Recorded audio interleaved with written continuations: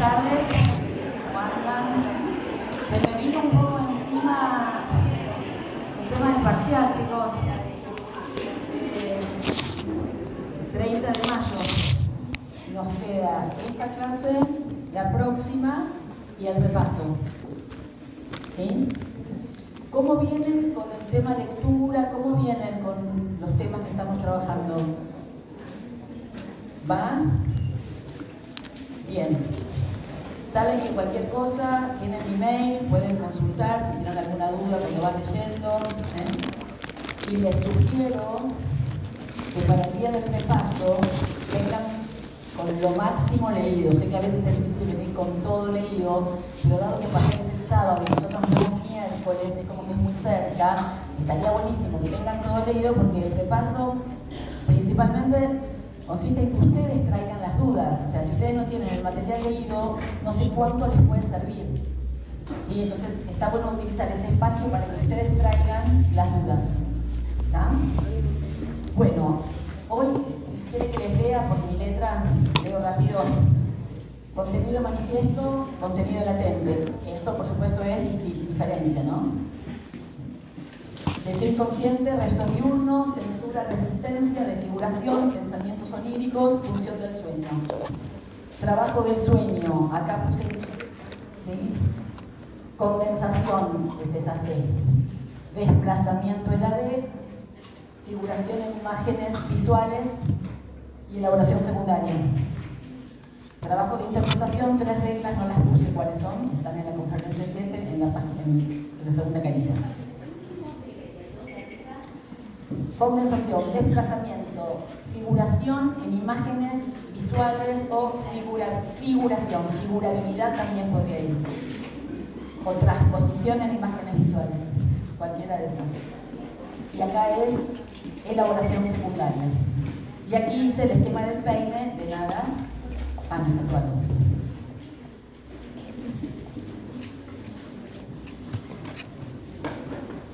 ¿Sí? Ubican estas flechas, una que va en el sentido del trabajo de interpretación al trabajo del sueño y una que va dentro del sueño al trabajo de interpretación.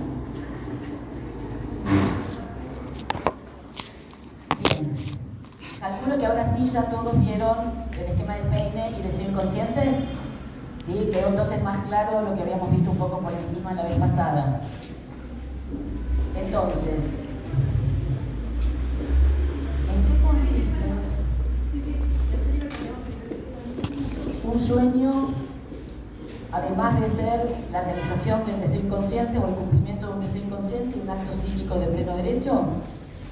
Un sueño, dice Freud en la conferencia 7, que se llama Pensamientos Latentes. ¿Sí? Vamos a ver. ¿Sí? Se llama Contenido Manifiesto del Sueño y Pensamientos Oníricos Latentes. Él va a decir que el sueño es algo no genuino, en un sentido. ¿Qué quiere decir esto? Que el sueño es sustituto de otra cosa. Cosa que habíamos visto de entrada cuando dijimos el sueño es una formación del inconsciente. ¿Sí? Entonces, en ese sentido, es un sustituto de otra cosa. Nos va a decir también que el soñante, de algún modo algo que venimos hablando desde la primera clase, no sabe que sabe. ¿Sí? Cuando soñamos, ¿se acuerdan del sueño que les conté de Papá Noel? La soñante no sabía que sabía. La soñante no sabía que en ese sueño de lo que se trataba no era de Papá Noel que se equivocó de fecha para la Navidad, sino que se trataba de la conflictiva por la cual ella estaba atravesando en ese momento entre su padre y él, que se acuerdan que era como se refería el padre al novio. Digo, ella no sabía que sabía. ¿Cuál es el testimonio de que sabía? El sueño. El sueño es el sustituto de esa conflictiva. Es un representante de esa conflictiva. ¿Está claro esto? Entonces Freud dice, no llegamos de manera directa. Si uno escucha el sueño, no llega de manera directa a esta interpretación. Habíamos dicho que Freud interpreta el sueño, que la novedad no es suponer que el sueño tiene un mensaje como suponían los antiguos. Eso ya se suponía que el sueño quería decir algo más. Pero la novedad es no interpretarlo como si fuera un cuadro con las imágenes, sino como si fuera un texto. Como vimos el rebus, ¿se acuerdan lo del soldado? ¿Sí? Está claro esto porque es muy importante. Entonces Freud va a decir, hay 3 reglas para interpretar un sueño. ¿Sí? Las vamos a leer literales de su texto.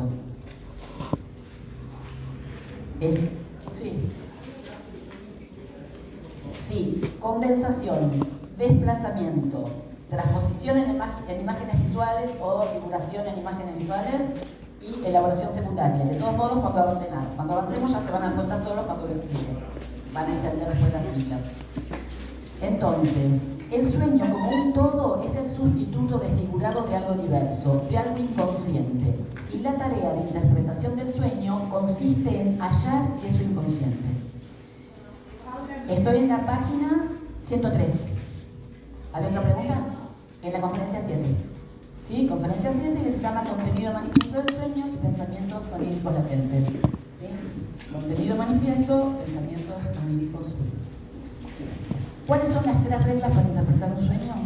La primera, no es la principal, perdón, es la primera. En primer lugar, no hay que hacer caso de lo que el sueño parece querer decir. Exactamente. No tomarlo en su valor de imágenes, porque tendemos rápidamente a tomar el sueño en su valor de imagen. Insisto, volvamos a este sueño. Sueña con Papá Noel que baja por la chimenea, pero no es Navidad. Uno en el valor de imagen podría decir, soñó con que Papá Noel se equivocaba de fecha, o no. Si es por el valor de la imagen, podríamos decir eso. Tomemos el sueño de padre, no ves que estoy ardiendo. Si fuera por el valor de la imagen, ¿sí? Sería simplemente la cuestión de aparece el hijo con vida, que dijimos, eso no es un deseo inconsciente. Pero en el sueño aparece algo más. Es la frase, padre, no ves que estoy ardiendo. Y el punto es que esa frase despierta. Entonces, ese sueño no vale solo en su valor de imagen. Hay algo más que dijimos, paradójicamente, va a quedar en suspenso porque Freud todavía no tiene las herramientas conceptuales para dar una explicación de esto. Para eso va a necesitar el concepto de pulsión, y todavía no lo tiene. ¿Está? Entonces, la primera regla, no hacer caso de lo que el sueño parece querer decir. Sea comprensible o absurdo, claro o confuso, pues nunca será eso lo inconsciente que buscamos. Habrá de imponérselos una restricción de esta regla más adelante, pero no importa. 2. Hay que limitar el trabajo a evocar para cada elemento las representaciones sustitutivas sin reflexionar sobre ellas, sin examinarlas para averiguar si contienen algo pertinente, sin hacer caso de cuán lejos nos llevan del elemento onírico. ¿Cuál es acá el verbo fundamental? Evocar. Si tienen el texto, remarquen este verbo, evocar. Para eso, ¿qué se utiliza? El método de la asociación libre. ¿Qué se le ocurre con esto? Esto promueve, ¿sí?, evocar, ¿qué? Asociaciones. ¿Sí? ¿Se acuerdan que hace un tiempo les conté un caso que no era mío, que era de una paciente mía, una psiquiatra, de un pibe que, el del sol y la escalera, que lamentablemente no se trabajó con eso? Hubiera sido interesante preguntarle al chico, ¿qué es esto que aparece adelante del sol? En este caso era un dibujo, no era un sueño, pero podría haber sido susceptible de una interpretación de este estilo. No tomar de entrada, fíjense lo que pasó ahí. ¿Qué hizo mi paciente y la psicóloga que estaba con ella? Lo tomaron como una imagen visual, o sea, soñó porque dibujó un atardecer. ¿Sí? ¿Se acuerdan? Ellas dijeron eso, dibujó un atardecer, qué lindo. El punto es, ¿qué era el atardecer para el pibe? ¿Se acuerdan que el problema era que él se había mudado de su pueblo y él en su pueblo podía salir solo? Y estaba la cuestión de la soledad, el sol. Esto, si se tomó el dibujo como se lo tomó, como su imagen visual, pudo apreciar todo lo que estaba dicho ahí. Probablemente si se le hubiera preguntado al chico, ¿qué es lo que dibujaste? Y no dar por obvio que dibujó un amanecer o una atardecer. Ahí se dio por obvio. ¿Sí? Entonces, me parece que en este caso se puede pensar como equivalente el tratamiento de un sueño, y no en su valor de imagen, sino promover el evocar. Si al chico se le hubiera preguntado, ¿qué dibujaste? Sin dar por obvio que es un amanecer o una atardecer, hay que ver qué hubiera dicho. Y si se le hubiera preguntado, ¿y esto? ¿Se acuerdan que había algo que parecía una escalera? Si se le hubiera preguntado, ¿se acuerdan que él en la actualidad vivía en un sitio donde para bajar tenían que salir por una escalera? Entonces hubiera estado bueno preguntarle. Esto es llevarlo a evocar, ¿sí? A esto se refiere. Y la tercera regla es la siguiente, dice, hay que esperar hasta que lo inconsciente, oculto, buscado, se instale por sí solo. Esto es muy interesante también, porque indefectiblemente, en algún momento, en el hablar mismo, se filtra algo. No sé si alguno de ustedes hace terapia, hace análisis o ha hecho alguna vez. Ubicarán que en determinado momento uno habla y dice más de lo que quería decir. Indefectiblemente uno dice, ay, encima le doy pasto a las fieras, porque claro, uno le dice, el analista le da con un caño y uno dice, ¿para qué abrir la boca? Porque uno, justamente, hablando, en el asociar mismo, el inconsciente se instala por sí mismo. ¿Se entiende? ¿Sí? Es en el hablar que se producen los efectos del inconsciente. El olvido, el fallido, el equívoco, el decir más de lo que uno quería decir. Pero también aparece algo que dice un poquito más abajo en esta misma página, que es algo que resiste.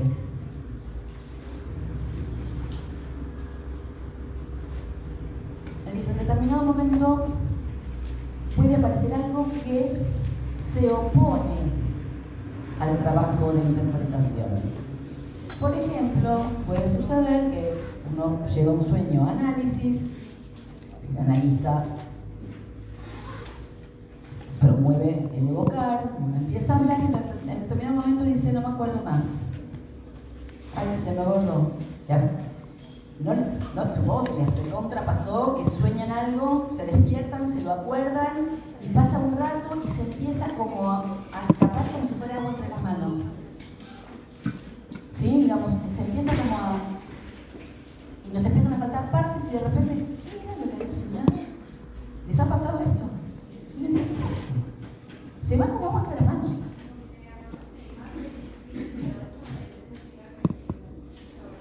Absolutamente. Y hay veces que uno se acuerda de un sueño perfecto, lo cuenta, fuiste al baño, te lavaste los dientes, no sé qué, y dices, ¿qué carajo te lo soñó?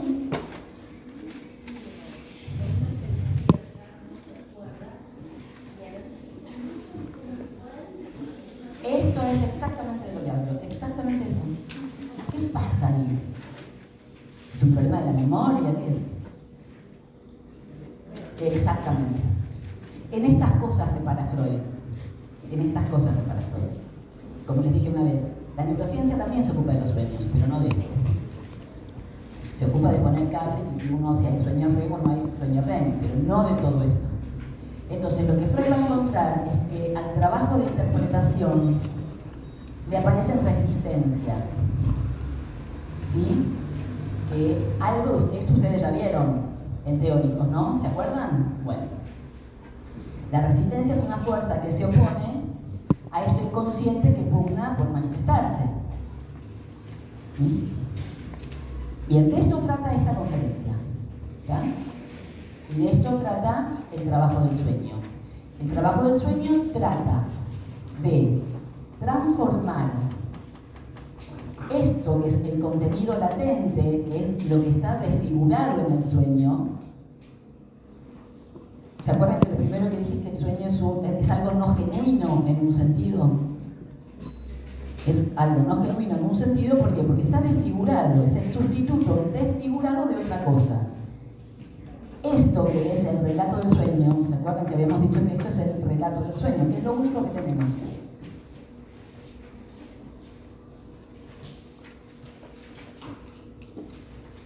El contenido manifiesto es lo único que tenemos del sueño. A duras penas, el relato del sueño. Lo que intenta el trabajo de interpretación es ir del contenido manifiesto al contenido latente. ¿Sí? El contenido latente es lo que aparece desfigurado en el contenido manifiesto. ¿Sí? ¿Vamos? Sí.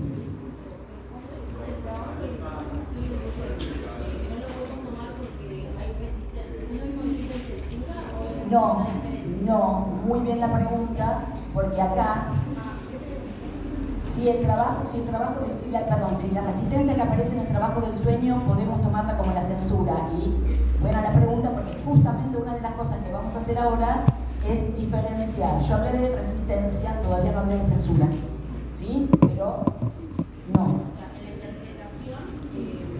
El trabajo de interpretación se encuentra con resistencias. Ahí vamos.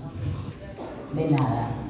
Podríamos decir, la resistencia es al trabajo de interpretación, lo que la censura es al trabajo del sueño, pero todavía no vimos el trabajo del sueño. ¿Sí? Si quieren anotar la frase, anótenla. ¿Está? Pero vino bien la pregunta. Entonces, censura y resistencia no son lo mismo, son amigas. Digo, juegan para el mismo bando. ¿Sí? Apuntan a lo mismo, pero no son lo mismo.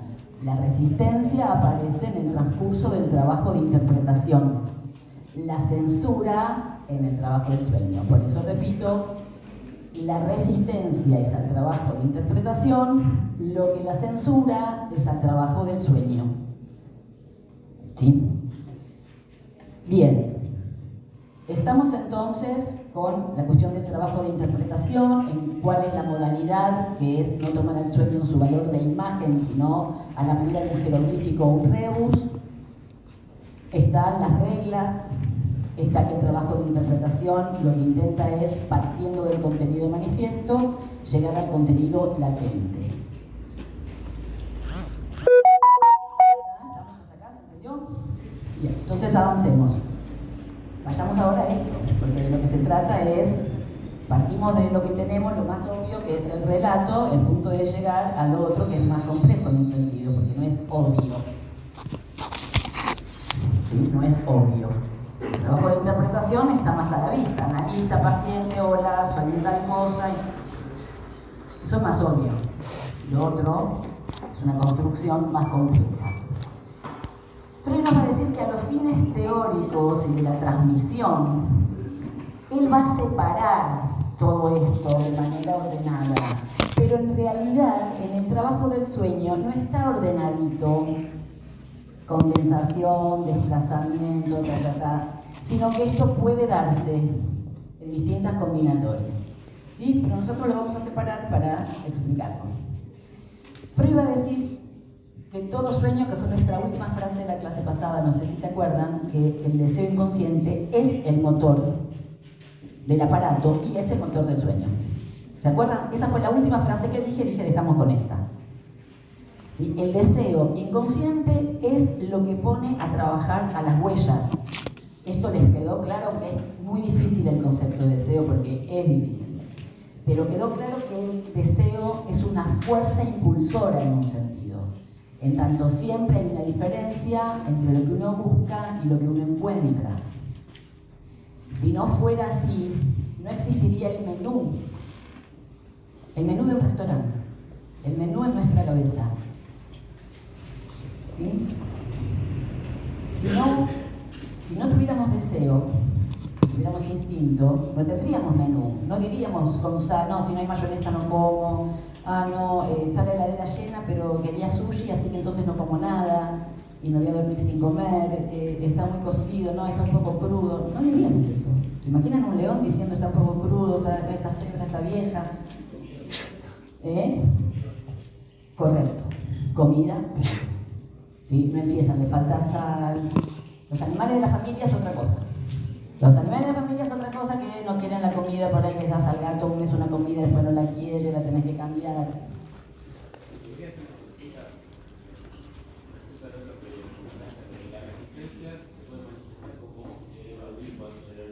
Por ejemplo,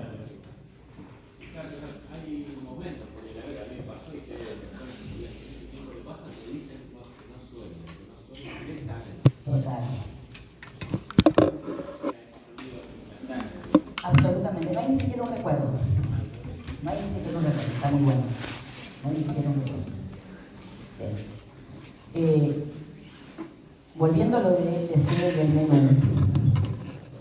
El por qué elegimos, por qué algunas cosas, como si es con sal, si no es con sal, si es con mayonesa, es porque justamente no existe un objeto que complemente al sujeto humano, que era lo que veíamos la vez pasada. Si hubiera un objeto que complementa, comida, hambre, comida, fin. No es así. Siempre hay una diferencia. Estaba muy salado, estaba muy dulce, no era esto lo que quería. ¿Sí? Digo, esto es porque nosotros, ya lo vamos a ver más adelante, en realidad tenemos pulsión y no instinto, pero el deseo tiene que ver con esto. ¿Sí? Con que no hay objeto que complemente al sujeto humano. Siempre hay una diferencia, por eso tenemos menú. ¿Se entiende el ejemplo? Entonces, este deseo que pone a trabajar a las huellas también es el motor del sueño. Freud dice, todo, siempre lo que impulsa un sueño es el deseo inconsciente. Y como todo lo inconsciente, como toda emoción inconsciente, pugna por manifestarse. Lo inconsciente, también lo vimos la vez pasada, lo dije, insiste. ¿Qué quiere decir esto? Tenemos el esquema del peine, este es el modelo de aparato psíquico, esta es la primera tópica.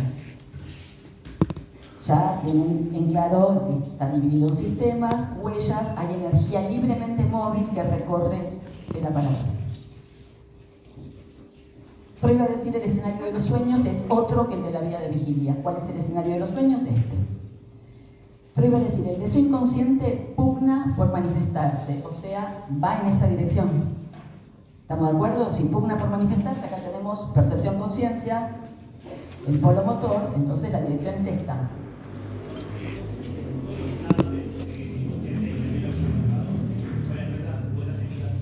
A ver, es muy interesante, es muy interesante, las huellas están en todos lados. ¿Sí? Lo interesante es que Freud no hizo la llave así. No, es muy interesante eso. Él la hizo, una de las interpretaciones de esto, de por qué habrá hecho la llave solo en 2 huellas.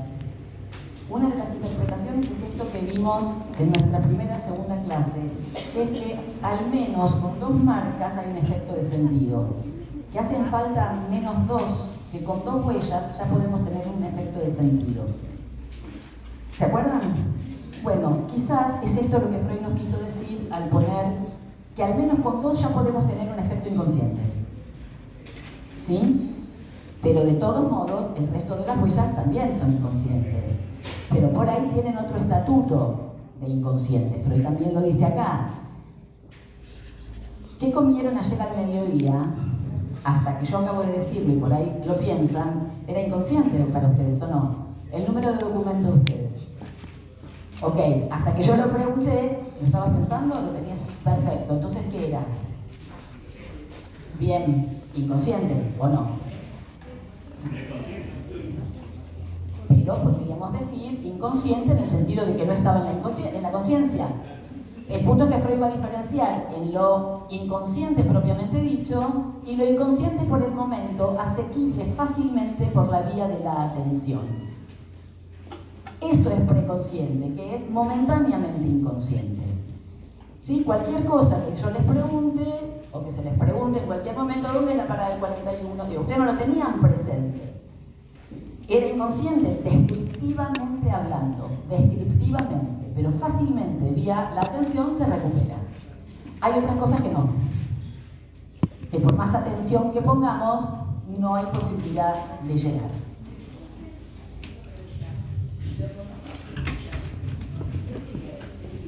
No, más allá de lo que estás viviendo, es lo que tenés presente en la conciencia.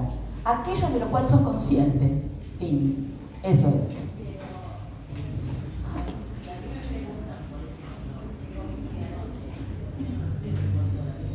Claro, se llama eso, prestarle atención, correcto. Claro, porque con solo prestarle atención lo recuperás. Lo reprimido no lo recuperas prestando atención. Es lo que tenés presente en el momento. De lo que sos es de lo que sos consciente ahora. ¿Sí? Es de lo que sos consciente en este momento. ¿Sí? Y si yo te pregunto, ¿a dónde fuiste de vacaciones hace 2 años? Y te acordás, eso es consciente en el momento que lo recordás.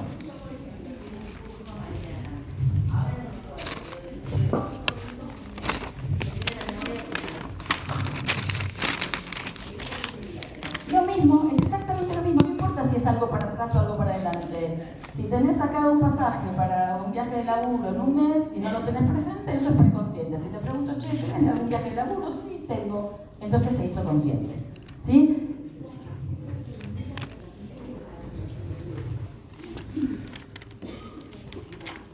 Ahora no sé, todavía no lo expliqué. Entonces, vamos de vuelta. Motor del sueño, deseo inconsciente, como todo lo inconsciente pugna por manifestarse. ¿Sí? Entonces, emprende el camino progrediente. ¿Se acuerdan que yo había escrito acá? Progrediente y regrediente. El camino progrediente viene de progresión, va del polo perceptivo al polo motor. El deseo inconsciente pugna por manifestarse, entonces emprende este camino progrediente. Pero, como hay un conflicto, ¿se acuerdan que hablamos del conflicto entre el inconsciente y el preconsciente consciente? Por favor, nunca se olviden de esta cuestión del conflicto, porque es la base. Si no hubiera conflicto, no hay ningún problema, no hay sueño. Nos acordaríamos de todos los sueños sin ningún problema. ¿Sí? Porque hay conflicto, ejerce efecto la censura. Ahí voy. Entonces, deseo inconsciente pugna por manifestarse, pero llegado a este punto, se topa con la barrera de la censura, que es una función del preconsciente.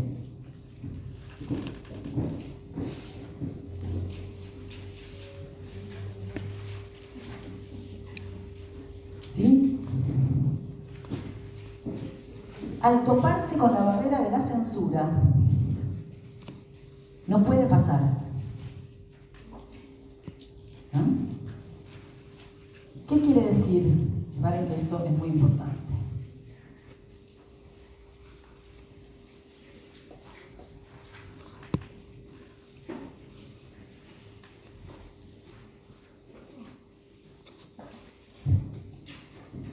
Dijimos que el sueño es una formación de compromiso.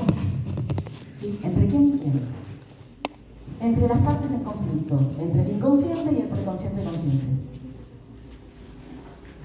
El sueño es una formación sustitutiva, es una formación de compromiso entre ambas partes en conflicto, con lo cual ambas partes van a otorgar algo y van a ceder algo, como en toda negociación, si no, no es negociación. Si en una negociación es todo ganancia para mí, no es una negociación, estoy cagando al otro. Sí, simple. Así es, francés. Cuando hay negociación, gano algo y pierdo algo. Ambas partes. Ambos ponemos algo y ambos cedemos en algo. Eso es negociar. Eso es una formación de compromiso entre dos partes. Entonces, dicho esto, el inconsciente va a poner algo y va a perder algo. El preconsciente consciente también. ¿Sí? El deseo inconsciente pugna por manifestarse. El preconsciente consciente le va a decir así no. Está bien, te vas a manifestar, pero no así. Casi sería como la función de un patobica en la entrada de un boliche, ¿sí? Que te dice, te voy a dejar pasar, pero no así. Andá, cambiate la pincha, el peinado, lo que fuere, no sé. ¿Sí? Pero un patobica dice, no, así no entres. Entonces, alguien va, se acepta esas condiciones, va, se cambia y vuelve por ahí. ¿Se entiende la idea? Se disfraza, ¿sí? Se desfigura. Entonces el preconsciente le dice, así no vas a pasar. En eso consiste la censura, en no dejar pasar al deseo inconsciente sin desfiguración. Pero el preconsciente va a hacer algo más,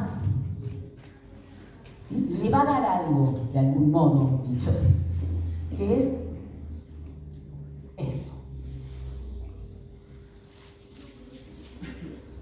Le va a aportar restos diurnos.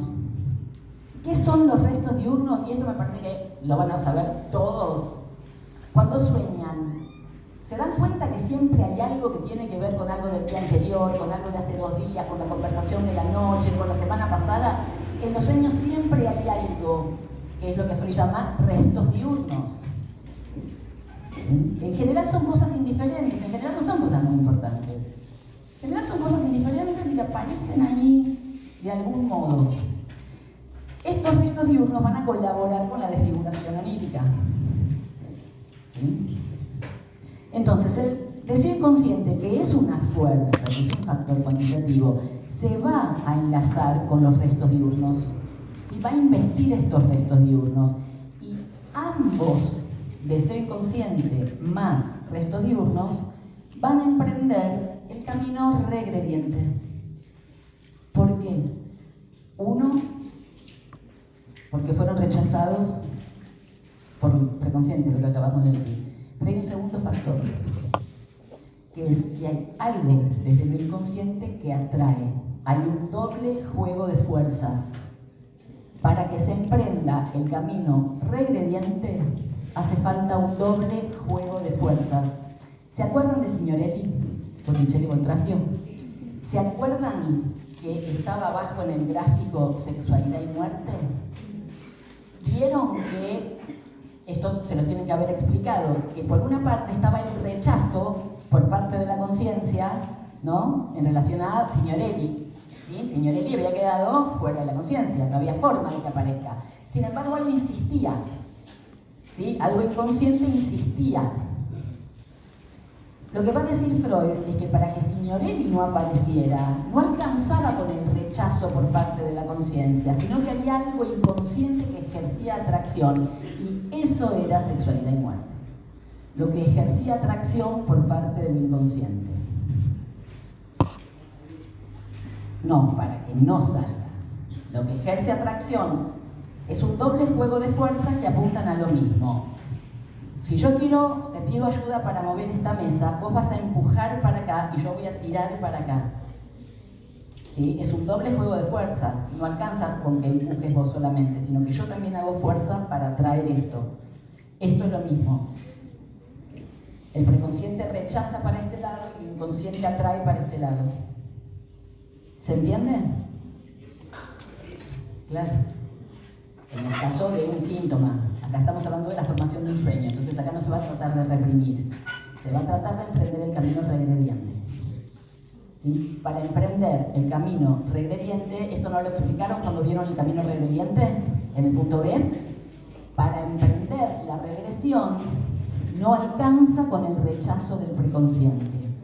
Freud dice, lo reprimido, las escenas infantiles, generalmente sexuales, estas primeras escenas de la infancia, ejercen su poder de atracción sobre aquello que pueda entrar en conexión con ellas.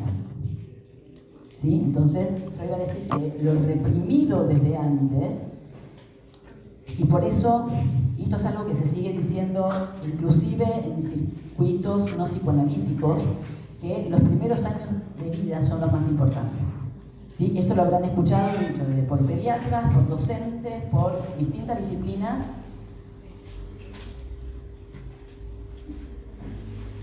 ¿No? Que los primeros años de vida son muy importantes. Entonces, en este sentido, las vivencias de la infancia son muy importantes. No estoy hablando de traumáticos, no estoy hablando de importantes. Entonces, vuelvo. Una vez llegado el deseo inconsciente a la barrera del preconsciente, censura, no puede pasar sin desfiguración.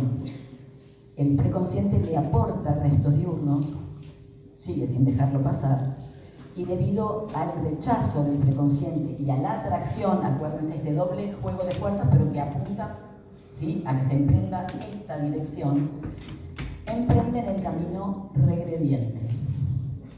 ¿Sí? Vamos. Al emprender el camino regrediente, quedan deseo inconsciente y resto diurno en este escenario. Y este escenario está regido por las leyes del inconsciente, que son dos. ¿Lo vieron esto ya? Bien.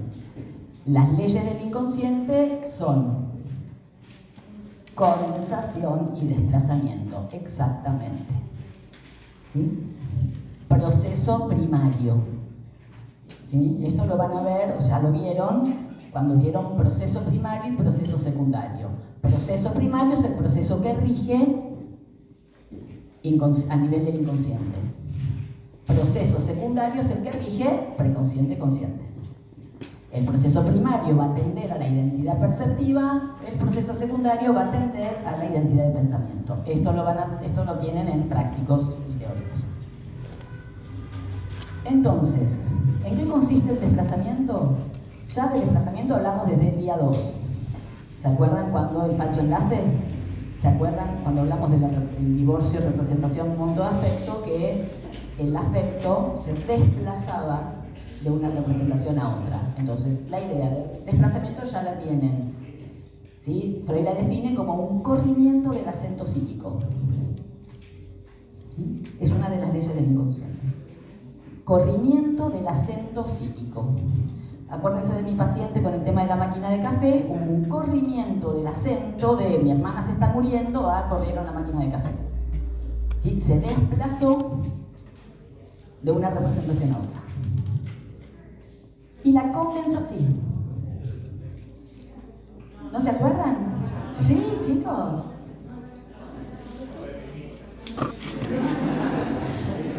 Si nadie se acuerda. Bueno, acá hay una prueba. ¿No se acuerdan que era un paciente que un día llegó enfurecido, que de hecho yo les conté que eran mis primeros años ejerciendo y él llega un paciente y encima era como grandote? No, ese es otro. No, este era uno que llegó como muy sacado, pero sacado y enojadísimo, y muy carajeando y puteando. No como yo, miren que yo hablo mal, pero una cosa es hablar mal así, otra cosa es enojado. Y estaba muy enojado, encima yo soy ínfima, él era grandote, me asusté. Y empezó a putear contra el trabajo. Trabajaba en una empresa donde tenían boxes y que él tenía su escritorio al lado de la máquina de café. Y que llegó enfurecido porque le habían cambiado el lugar en el trabajo y en vez de estar al lado de la máquina de café, estaba allá. Para ir a la máquina de café y de snacks tenía que... Pero estaba verdaderamente... ¿No se acuerdan de esto? Bueno, ya sé. Bueno, lo hago rapidito. Enfurecido con esto, yo callada porque me daba cuenta que no estaba el horno para bollos, no era mejor no decir nada. Y él estaba rojo. Y ya cerca del final de la sesión, le pregunto, ya después de que hubiera puteado, no sé qué, le pregunto si había algo más que quisiera contar. Dice, no, una pelotudez. No dijo una pelotudez, eso lo estoy inventando yo. No dijo una pelotudez. Dijo, porque lo dijo casi como si lo hubiera dicho, pero no lo dijo, fue la actitud. La actitud era como diciendo, sí, dice, no, lo que pasa es que dice mi hermana volvió al médico para el control y el tumor le volvió a aparecer y le dijeron que tiene como mucho 3 meses de vida. La hermana estaba enferma hace muchísimos años. Ellos, además de ser hermanos, eran muy amigos. Eran hermanos, de esos hermanos que se llevan muy bien. Compartían amigos en común, compartían salidas, o sea, se llevaban muy bien desde toda la vida. Inclusive, ellos laburaban cerca y muchas veces cuando tenían un ratito se juntaban a tomar un café. ¿Sí? Miren, se los cuento y me da cosa porque fue muy triste. Fue sumamente triste lo que pasó porque era muy joven además. Entonces, ahí había algo que conectaba una escena con la otra, una cadena con la otra. ¿Sí? Claro que no. La hermana había venido zafando porque se había hecho tratamientos y zafaba. Entonces, ir a un control era como, bueno, ya está, la tengo atada, cada vez que hago un control va bien. Fue a ese control y no fue bien. ¿Sí? Entonces, bueno, yo por ahí como vi una clase de reemplazo en otro horario, por ahí lo conté en otra clase, no sé. Pero esta era la cuestión del desplazamiento, nos viene bien. Se ubicó entonces el corrimiento del acento psíquico. Se corrió el acento de la hermana se estaba muriendo a me corrieron la máquina de café. Pero había algo que conectaba ambas escenas que era el café. ¿Está? Bien, la condensación. La condensación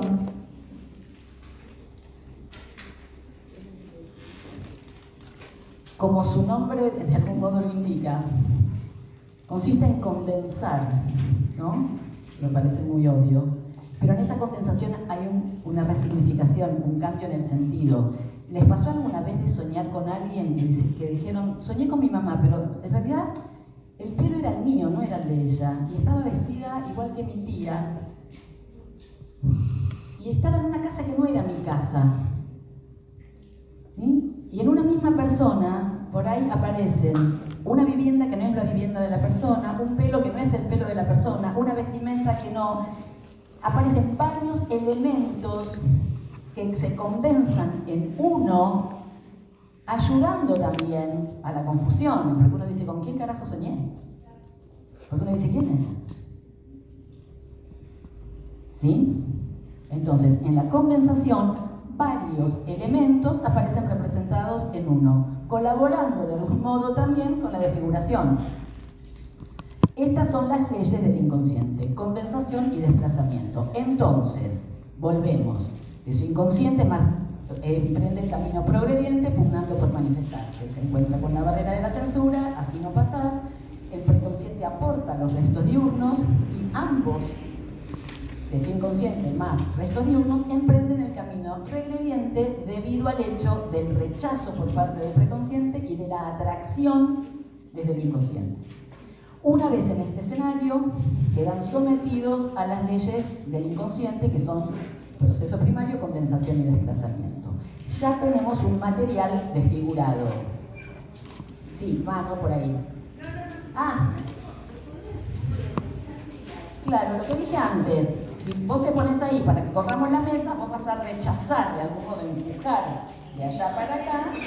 No. El preconsciente rechaza. El inconsciente siempre pugna por manifestarse, no rechaza, insiste. Lo inconsciente insiste. Y el rechazo viene de parte del sistema preconsciente que hace que no pase a la conciencia vía la censura. La atracción viene desde lo inconsciente. Por eso acuérdense del ejemplo de la mesa, que Freud habla de la pirámide de Giza. ¿Sí? Para subir a una pirámide donde se tira unas sogas, la gente se agarra de la soga y de arriba alguien tira y de abajo alguien empuja. Lo mismo, es el mismo ejemplo. O sea, todo lo inconsciente insiste por manifestarse, pero cuando algo entra en conexión con él y es rechazado por parte del preconsciente consciente, ejerce atracción sobre ese material. ¿Se entiende la diferencia? El inconsciente siempre pugna por manifestarse, pero atrae a aquello que es rechazado por la conciencia, por el preconsciente, que pueda entrar en conexión. Exacta, en ese punto colabora con eso, pero no es para que no salga, no es con un objetivo, simplemente es que es como un imán. Si algo entra, si algo hace match, digamos, atrae, pero no con un objetivo. Ahora voy, ahora tengo que llegar ahí. El café entra en conexión en la situación 1 con la situación 2. ¿Sí? Algo que entra en conexión asociativa. ¿Sí? Exactamente. ¿Seguimos? Dale.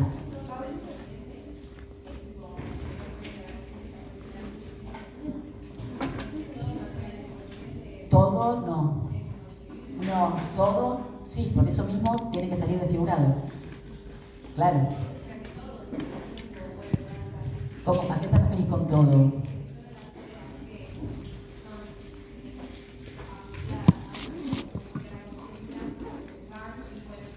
Solo lo que plantea un conflicto. Lo que no plantea un conflicto, no. Es todo. Todo no, si no, no hablaríamos. Todo no, solo lo que entra en conflicto. Como el sueño es un cumplimiento de deseo inconsciente, todo lo que sea un deseo inconsciente, ¿se acuerdan que hablamos de placer para un sistema y displacer para otro? El deseo inconsciente es displacentero para la conciencia. No todo el material, el deseo inconsciente. No todo el material psíquico es deseo inconsciente.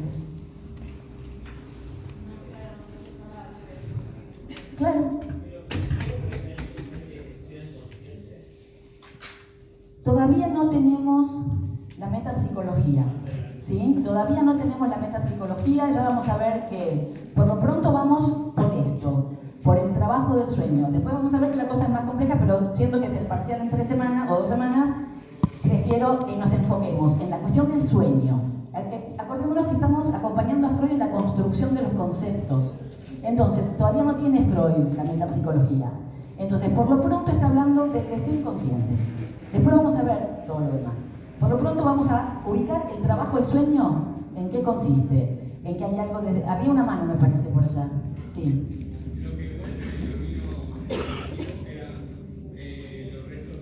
Más el deseo inconsciente, ¿sí? El deseo inconsciente como fuerza impulsora. Acuérdense que el deseo inconsciente no es un deseo de algo, es una fuerza impulsora, ¿sí? Que se va abrochando a representaciones, por ejemplo, a estos dibujos. Es una fuerza, no es una representación. Entonces, al emprender el camino regrediente, dijimos que eran sometidos a las leyes del inconsciente, condensación y desplazamiento. ¿Estaba? Sí. Ahora, entonces, el sueño, el trabajo del sueño es llevar al consciente un deseo. Y se encuentra con la estructura del inconsciente. Este le da restos, residuos diurnos y lo ayuda a volver hacia atrás para que modifique y vuelva. Ahí va, exactamente, pero todavía no terminé. Voy a llegar a eso, estoy en la mitad. ¿Sí? Es exactamente eso. Entonces, hasta ahora, ¿qué tenemos? Tenemos material inconsciente junto con un material preconsciente desfigurado. Pero esto podría ser un fallido, esto podría ser Signorelli. Esto podría ser un recuerdo encubridor, esto podría ser un síntoma. Falta algo fundamental para que sea un sueño. ¿Cuál dijimos que era la característica? Que sean imágenes visuales. ¿Está? Porque hasta ahora podríamos tener cualquier otra formación del inconsciente. Tenemos un elemento inconsciente, un elemento preconsciente, tenemos desfiguración, o sea, tenemos desplazamiento y condensación, chiste. Digo, cualquiera de estas formaciones. Déjame terminar. El punto es que al emprender el camino regrediente, la atracción es tal que este material llega a investir huellas que tienen una particularidad. Su función no es la memoria como las huellas mnémicas, sino que Freud los va a llamar signos perceptivos o imágenes mnémicas de percepción. Estos signos perceptivos más cercanos al polo perceptivo tienen la capacidad de otorgar cualidad sensorial al material que llega allí. Sí. Los signos perceptivos son un tipo de huella más cercanas al polo perceptivo que tienen la capacidad de otorgar cualidad sensorial al material que llega a ellas. ¿Sí? Así como la huella mnémica tiene la función, ¿cuál es la función de las huellas mnémicas? La memoria. Si una huella mnémica es investida, tenemos un recuerdo. Si es investido un signo perceptivo, tenemos cualidad sensorial, imágenes visuales, una alucinación. La cualidad sensorial, ¿sí? Que aparezca bajo la forma de imágenes vívidas. Acuérdense que el sueño se vive en tiempo presente. Por eso nos cagamos en las patas cuando tenemos una pesadilla o nos angustiamos, lloramos, ¿no? Digo, nos habrá pasado a todos, que hemos llorado en un sueño, que nos despertamos aterrorizados. Es espantoso. Espantoso. ¿No? Digo, porque realmente uno lo vive como si estuviera sucediendo. Eso es cualidad sensorial. ¿Se entiende? Bueno, eso es gracias a la investidura de estos signos perceptivos que también son huellas, pero son huellas que tienen otra función. Insisto, su función no es la memoria, sino aportar cualidad sensorial. Ahora sí, ya tenemos al sueño con todos sus ingredientes, pero falta uno. O sea que en realidad expresé mal, con casi todos sus ingredientes. El desplazamiento en el sueño sería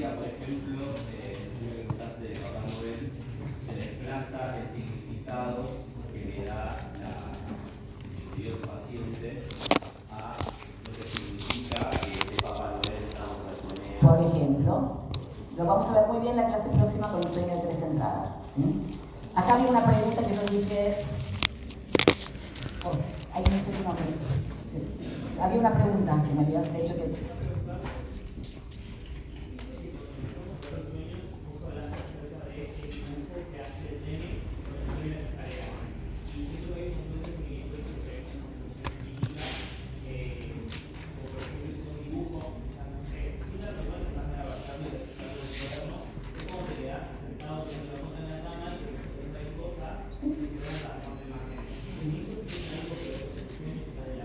A ver, algo que ver tienen, tanto es actividad psíquica, ¿sí? Pero no es vivido en tiempo presente y estás despierto. Más allá de que esté más desfigurado, tiene otro tipo de desfiguración que es la cualidad sensorial. O sea, cuando vos tenés un recuerdo, cuando vos tenés un fallido, cuando vos dibujás y en ese dibujo pusiste algo más de lo que creías, no estás viviendo una alucinación. El sueño tiene la calidad alucinatoria, las demás no.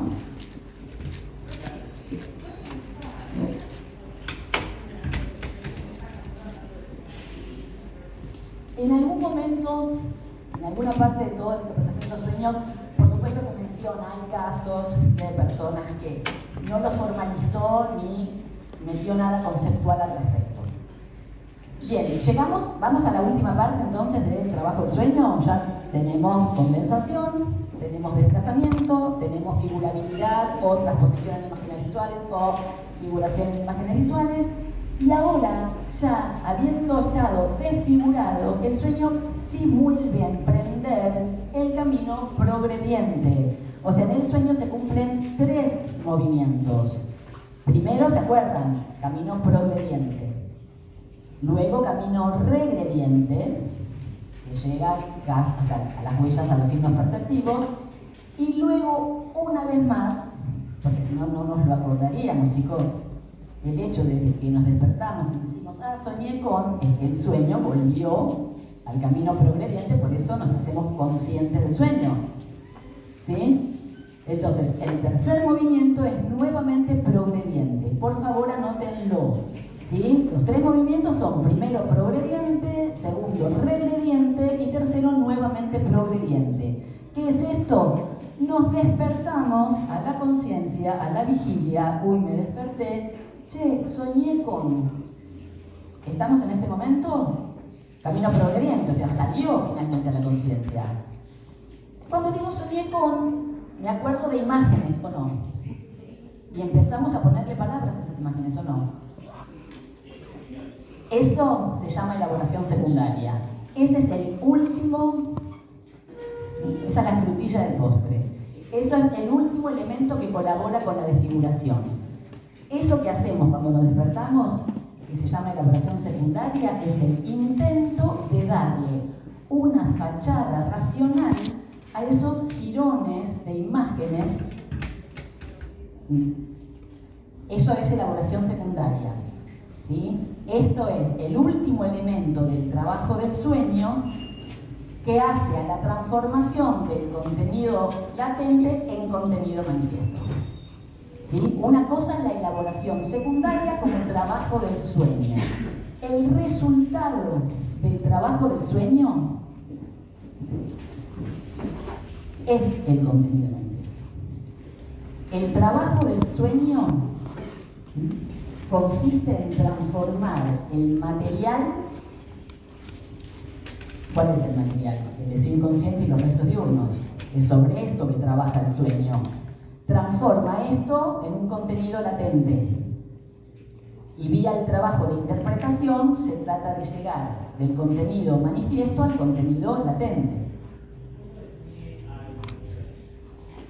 Es aquello que el trabajo del sueño armó a partir de los restos diurnos y el deseo inconsciente. No, lo que el sueño, a lo que se llega vía la interpretación. No es el sentido que le termina dando el analista, no, es el sentido que el paciente, vía las asociaciones, va armando. ¿Sí? Cuando Cuando mi colega y amiga le dice a la paciente, ah, soñaste con Papá Noel. Papá Noel estuvo dicho por la paciente, no lo dijo la analista.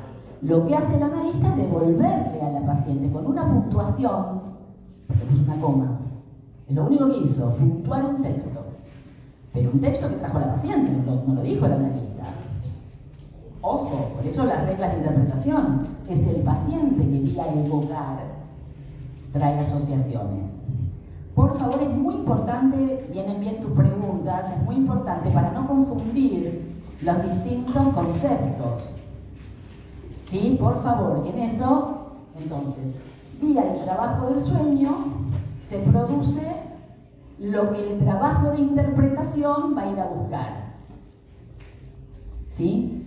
Vía el trabajo del sueño se produce, ¿sí?, lo que finalmente aparece como contenido manifiesto.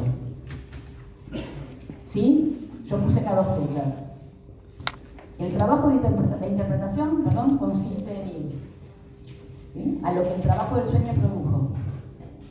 Y el trabajo del sueño consiste en transformar esto en contenido manifiesto. ¿Sí? ¿Se entendió lo de la elaboración secundaria? Que ese intento de dar una fachada racional es eso que hacemos para poder contarlo, porque si no, no lo podemos ni contar. Claro. En de interpretaciones, estoy en el consultorio con el analista, traigo un sueño, el analista va a no hacer caso de lo que parece querer decir, va a promover la evocación y va a esperar a que el inconsciente se instale por sí mismo. Eso es el trabajo de interpretación. Perdón, había una pregunta por acá primero. Sí, que la elaboración secundaria la realiza el paciente. Todo el trabajo del sueño lo realiza el paciente. En el trabajo de interpretación colabora el analista. Pero el material, ¿quién lo aporta? No se trata de que el analista interprete lo que a él se le ocurre. Ah, sí, usted soñó con esto por tal y tal cosa. No. Se trata en todo caso de preguntarle al paciente, che, ¿qué se te ocurre con esto? Ya vamos a ver la clase que viene, que vamos a ver 2 sueños. Están muy buenos, pues son muy clarificadores, que son el de salmón ahumado y el de 3 entradas, para ver justamente todo esto en ejemplo.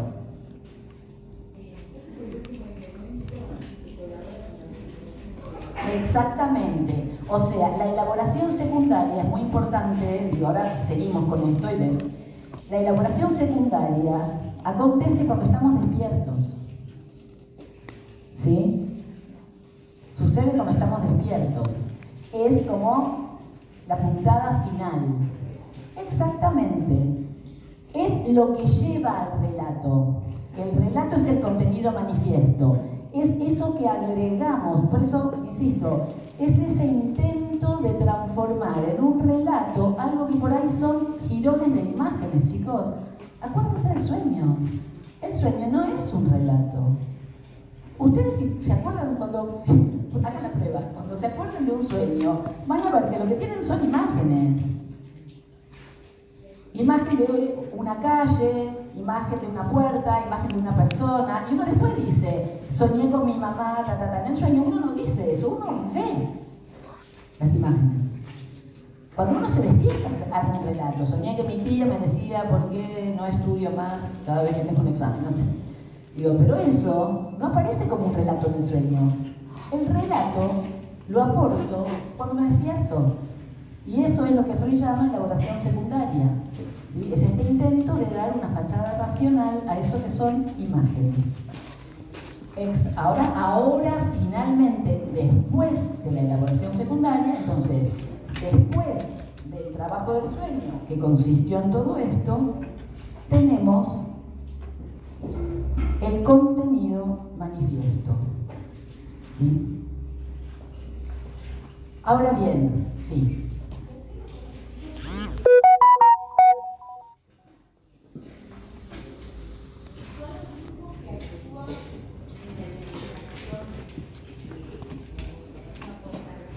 Claro, sí.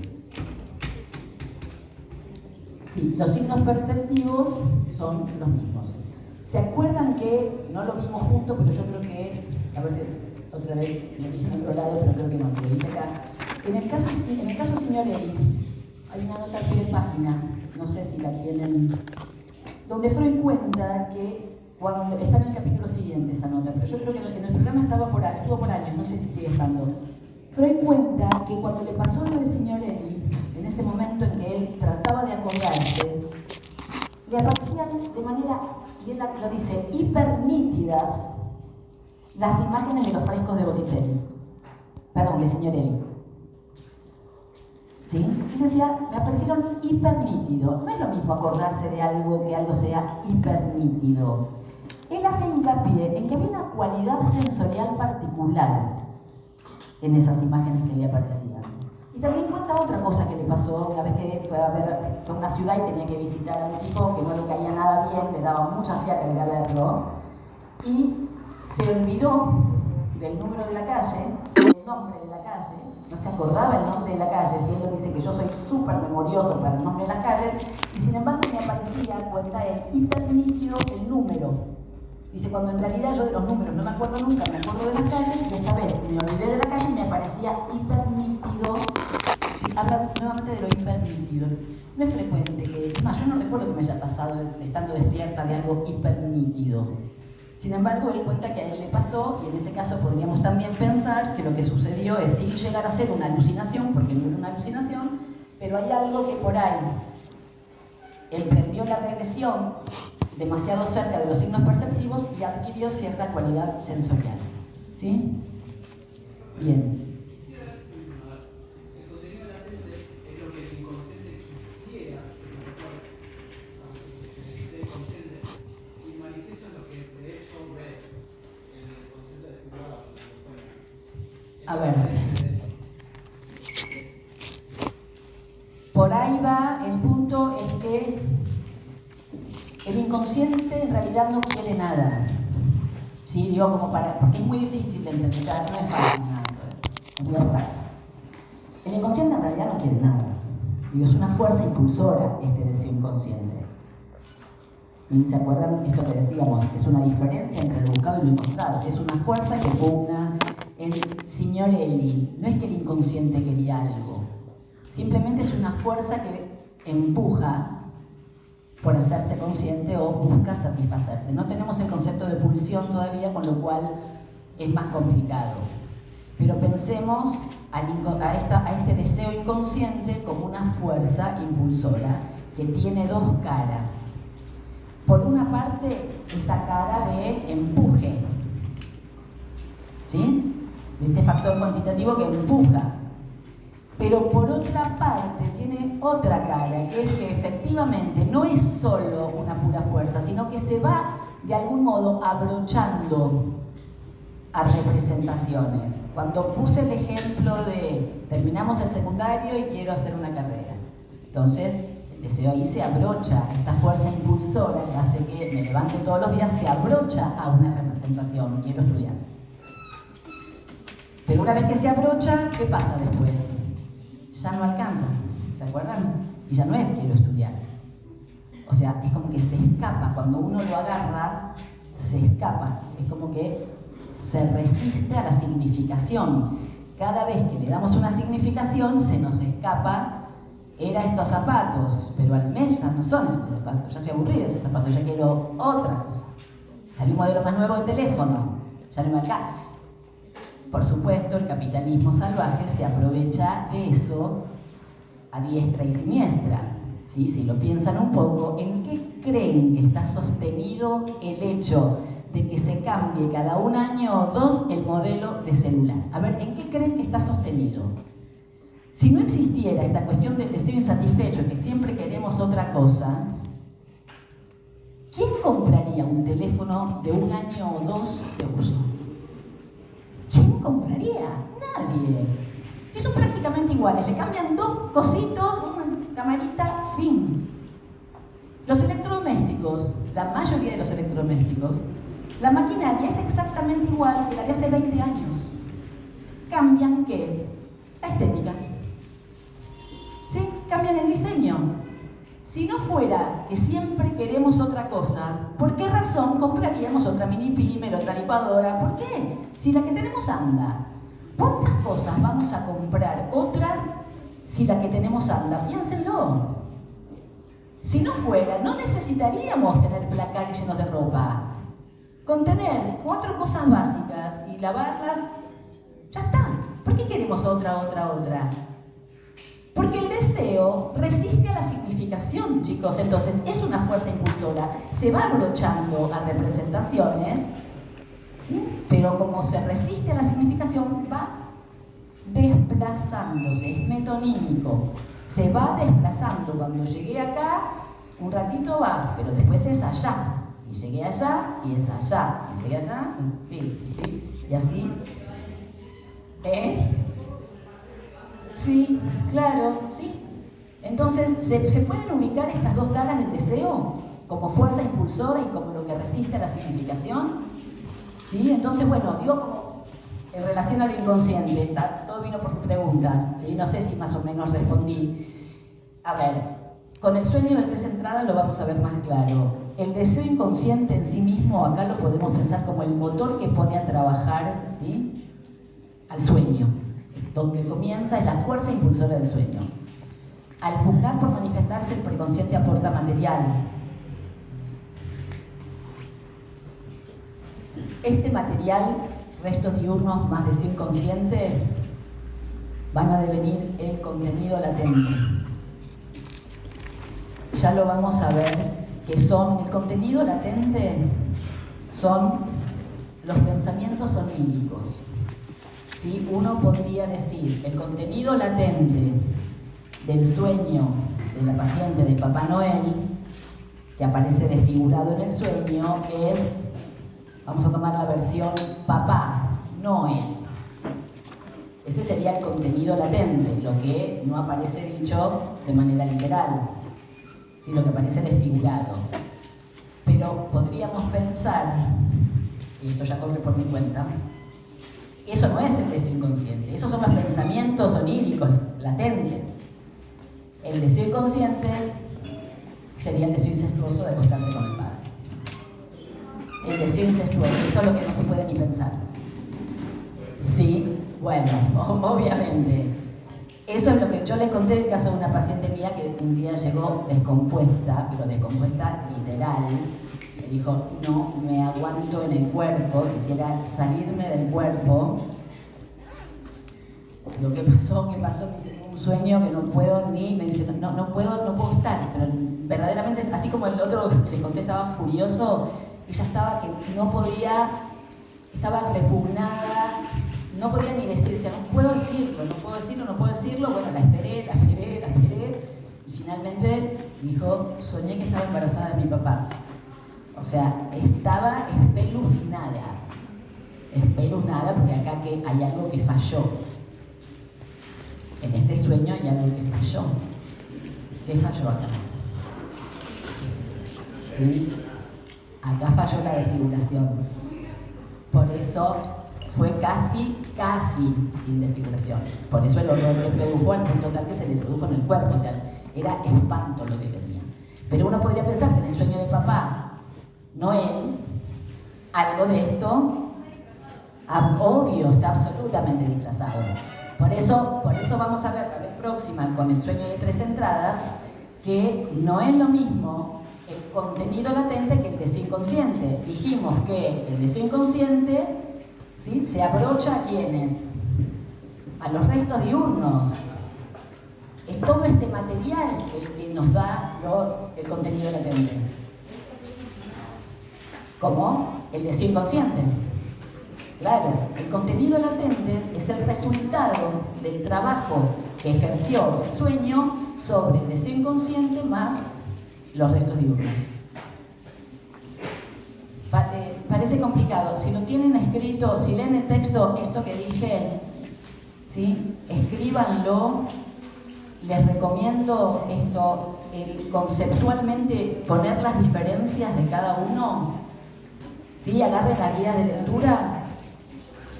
¿Sí? Y porque hay acá definiciones, cosa que no sucede siempre en el material de Freud, encontrar definiciones. En este caso tenemos posibilidad de algunas cosas definirlas, así como dijimos, con desplazamiento, el corrimiento del acento cítico, ¿sí? Tenemos posibilidad. Esto, el contenido latente es lo que el trabajo del sueño, ¿sí? Produce con, ¿qué? Con los restos diurnos más el deseo inconsciente.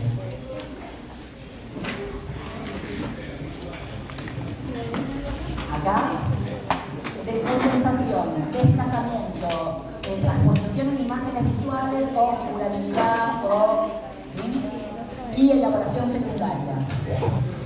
Sí. Perdón, ¿quién está preguntando? ¿Para qué está primero él? Sí, vos. Sí.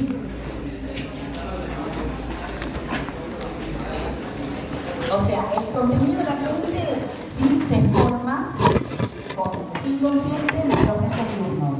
Con el trabajo del sueño, del contenido latente obtenemos finalmente el contenido manifiesto.